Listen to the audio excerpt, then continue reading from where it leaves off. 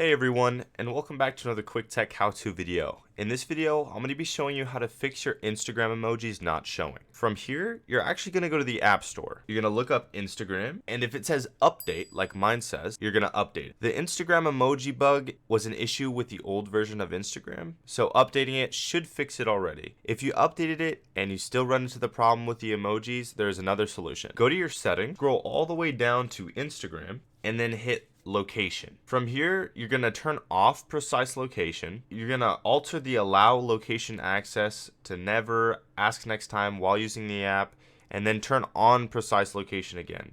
For some reason, this changes the programming in the Instagram app, and it allows you to use some features that were bugged before in a previous version. But make sure to keep while using the app on and precise location on after you're done messing with it. You don't want the app tracking your location at all times. And if that doesn't fix it, unfortunately, you'll probably have to contact Instagram customer support. But other than that, thanks for watching. And don't forget to subscribe down below.